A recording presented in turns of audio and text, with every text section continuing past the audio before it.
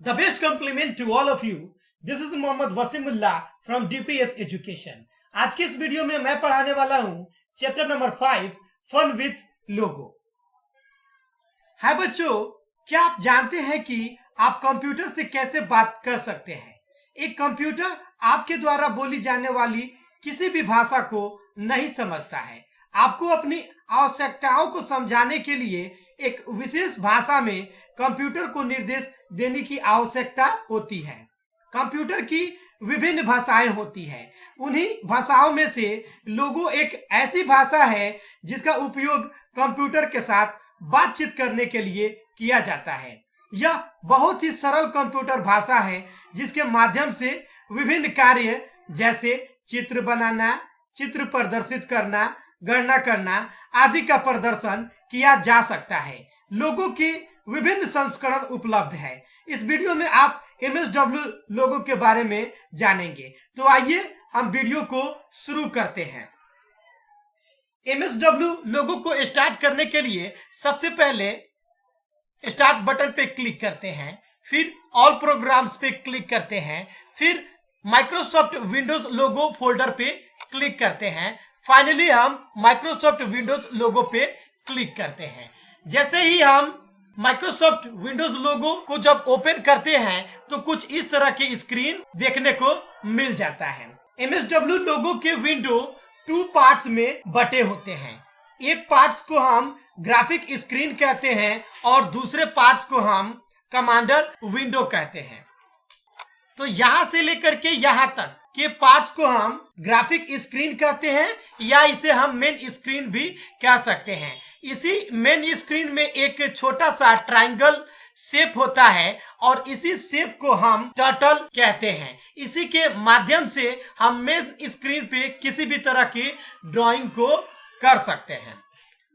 ठीक main screen के नीचे में जो दूसरा पार्ट मौजूद होता है इसको हम कमांडर विंडो कहते हैं। इसी कमांडर विंडो में कुछ इसके कंपोनेंट होते हैं। जैसे में राइट साइड में ये जो पार्ट दिख रहा है इस कंपोनेंट को हम कंट्रोल बटन्स कहते हैं। इस वाले ये जो ग्रे सेक्शन दिख रहा है इस वाले सेक्शन को हम रिकॉल लिस्ट बॉक्स कहते हैं।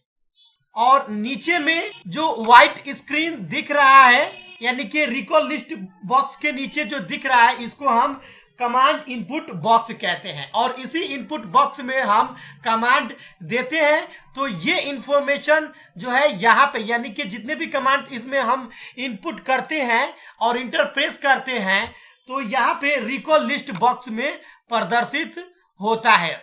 और ये कंट्रोल बटन्स होता है। यहाँ पे कुछ बटन्स मौजूद होते हैं जिसके जरिए हम प्रोग्राम को कंट्रोल करते हैं। तो आइए हम बेसिक कमांड्स के बारे में कुछ आपको जानकारी देते हैं। जो भी इंस्ट्रक्शंस आप कंप्यूटर में देते हैं उस इंस्ट्रक्शंस को कमांड कहा जाता है और ये कमांड्स को प्रिमिटिव्स के नाम से भी जाना जाता है जो कि यह एक खास प्रकार के कार्यों को करता है। तो आइए कुछ बेसिक कमांड्स के बारे में हम जानकारी आपको दे देते हैं जिसका इस्तेमाल करके आप लोगों में ड्राइंग को क्रिएट कर सकते हैं।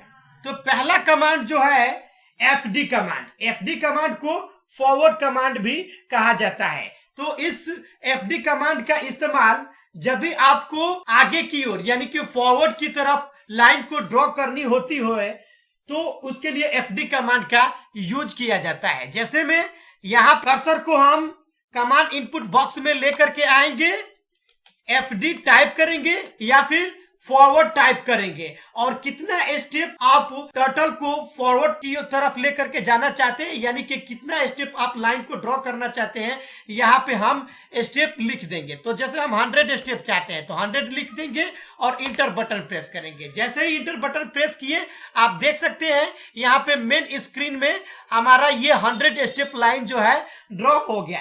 तो याद रखना है कि FD कमांड का यूज हम इसलिए करते हैं जब भी हमें आगे की ओर लाइन को ड्रॉ करनी होती है तो उसके लिए हम FD कमांड का यूज करते हैं। दूसरा कमांड BK कमांड होता है। तो BK का मतलब होता है बैक कमांड। तो BK कमांड का हम यूज इसलिए करते हैं जब भी आपको पीछे की तरफ लाइन को ड्रॉ करनी रहती है तो उसके लिए हम बीके कमांड का यूज करते हैं। तो कैसे? कर्सर को हम कमांड इनपुट बॉक्स में लेकर के आएंगे, बीके या फिर बैक टाइप करेंगे और कितना स्टेप पीछे लेकर के आना चाहते हैं आप, यहाँ पे हम स्टेप को टाइप कर देंगे। तो जैसे हम 110 स्टेप बैक लाना चाहते हैं तो 110 टाइप करेंगे। रन कराने के लिए एग्जीक्यूट पे क्लिक करेंगे या फिर इंटर बटन को प्रेस करेंगे। तो देखिए हमारा 110 स्टेप जो है टोटल हमारा पीछे की तरफ लाइन को ड्रॉ करते हुए आ गया।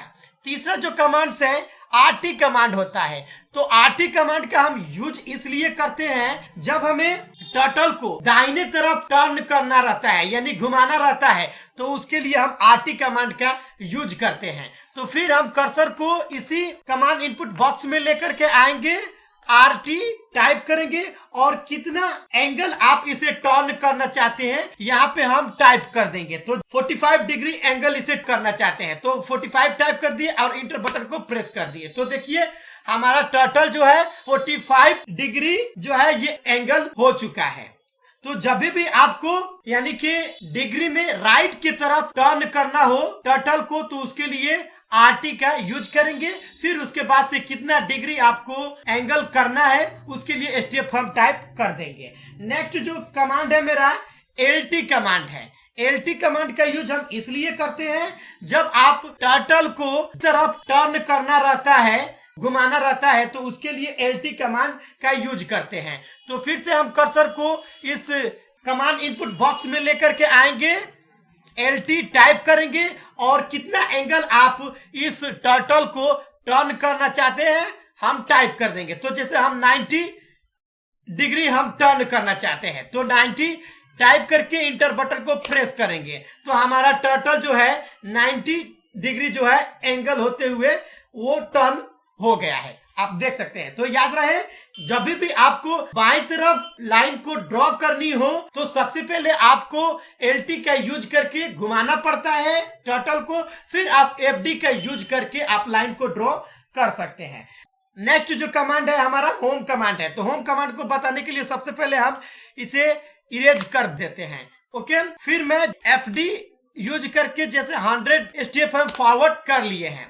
अब हम चाहते हैं कि टर्टल को यानी कि इस टर्टल को हम इसके पोजीशन पे लाना चाहते हैं तो उसके लिए हम होम कमांड का यूज करते हैं। तो होम कमांड का यूज करने के लिए टाइप करेंगे हम होम और इंटर बटन को प्रेस करेंगे। जैसे ही इंटर बटन को प्रेस करेंगे तो हमारा टर्टल जो है अपनी जगह पे आ जाएगा। तो यहाँ पे आप देख सकते हैं कि अभी टर्टल मेरा यहाँ पे था, अब जो है टर्टल अपने पोजीशन पे आ चुका है। नेक्स्ट कमांड जो है CS कमांड है। CS कमांड का यूज हम इसलिए करते हैं जब स्क्रीन पे जो कुछ हम ड्रॉ किए होते हैं उसको इरेज करना रहता है तो CS कमांड का यूज करते हैं। तो CS कमांड को हम यहाँ पे कमांड इनपुट बॉक्स में CS टाइप करेंगे और इंटर बटन को प्रेस करेंगे। तो जैसे ही प्रेस करेंगे तो आप देख सकते हैं कि यहाँ पे हमने एक लाइन ड्रॉ किया था, वो लाइन इरेज हो चुका है। तो याद रहे कि जब भी आपको अपने ड्राइंग को मेन स्क्रीन से इरेज करना हो तो उसके लिए CS कमांड का यूज करेंगे। नेक्स्ट कमांड है हमारा CT कमांड। CT कमांड का मतलब होता है क्लियर टेक्स्ट। जब भी आपको जब टेक्स्ट को इरेज करना हो रिकॉल लिस्ट बॉक्स से, जैसे आप देख सकते हैं यहाँ पे हमने जितने भी कमांड्स को अप्लाई किया हुआ है यहाँ रिकॉल लिस्ट बॉक्स में प्रदर्शित हो रहा है। तो यहाँ से टेक्स्ट को आपको रिमूव करना हो तो उसके लिए हम CT कमांड का यूज करते हैं। तो यहाँ पे कमांड इनपुट बॉक्स में टाइप करेंगे CT और इंटर बटन को प्रेस करेंगे। तो देखिए जैसे ही हमने CT टाइप करके इंटर बटन को प्रेस किया तो यहाँ पे जितना भी कमांड्स था टोटल के टोटल इरेज हो चुका है। तो याद रहे कि आपको जब भी रिकॉल लिस्ट बॉक्स से कमांड्स को यानी कि इंफॉर्मेशन को इरेज करना हो तो उसके लिए CT कमांड का यूज करते हैं। अब नेक्स्ट जो मेरा कमांड है बाय कमांड है। बाय कमांड का यूज हम इसलिए करते हैं जब आप MSW लोगो से एग्जिट होना चाहते हैं तो उसके लिए बाय कमांड का यूज करते हैं।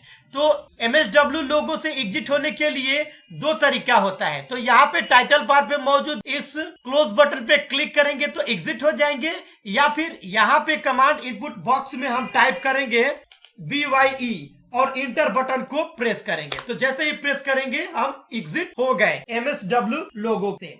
तो आपने देखा कि मैंने chapter number 5 fun with Logo में कुछ बेसिक कमांड बताया, जैसे में आपका FD command, BK command, RT command, LT command, home command, CS command, CT command और बाय कमांड के बारे में बताया।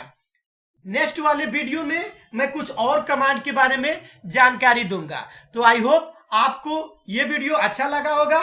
मिलते हैं नेक्स्ट वीडियो में, तब तक के लिए थैंक यू।